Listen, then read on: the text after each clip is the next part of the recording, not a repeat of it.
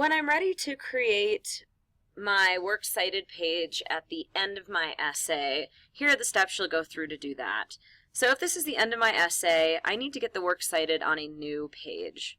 So I'm going to go Insert and Page Break to start it at a fresh page.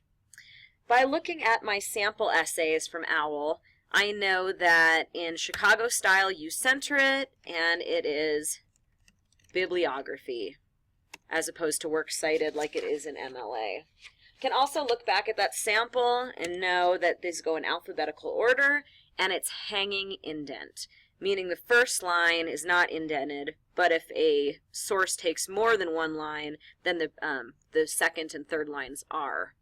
So if this was my first source, oops, go back here real fast, Sending Women to War, and that was on EBSCO. Again, the databases make it easy for us. They give us citation tools. Unfortunately, not all of them include the Chicago style, so sometimes we do have to plug them in ourselves, but most of them do, and EBSCO does. So this, again, it gives me the bibliography page format, which is last name and then first name. So I copied that. Go in here. I'm going to paste it. And that looks good, except for, again, it's hanging indent, so that means this first line is not indented, but this one is. In Google Docs, it's strange. When I hit Tab, it tabbed the first line. It wants to indent the first one instead of the second one, but we need the second one. So here's the trick. You go to the line you want to indent, you hit Enter twice, then you have to backspace it once, and then you hit Tab. And then it lets me do it. I'm not sure why, but again, if you go to the correct line, hit Enter, Enter, backspace, Tab, it works. Now my next source would go here. If this was my second source, the last name is Eden. Again, it has to be alphabetical, so she would actually go first. So I'd copy that. Control C.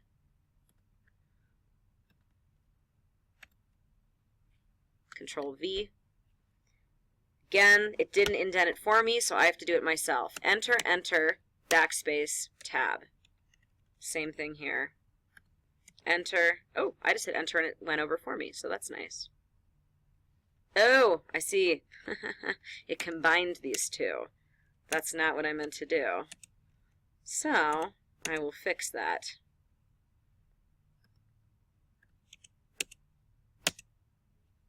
Like so. Alright, so I would keep going in alphabetical order and making sure there aren't any little errors like there is here. I need to do a little space bar there. If it's not from a database, if it's from a website, again, I have to type it in myself, which is kind of a pain. But this the OWL Purdue, remember, it tells us how to cite things. If we go to the Chicago Manual of Style, it's going to tell me how to cite a website. Also, this EasyBib site, if you go to EasyBib and then you go to Citation Guides, I can choose Chicago. And it gives me a lot of choices. Some of us I know have photographs you're using. How to cite a photograph, how to cite a film, sheet music, TV broadcasts, so many ideas here. If it was a newspaper, but you got it off the internet, like you got it from denverpost.com, it will tell you how to do a print article, or how to do it from a newspaper that you found online. So you can use this, and then all you have to do is type it in this correct format. So in the end, you'll end up with all of your sources cited here. The sources cited here should all match the ones cited in your essay. Thanks.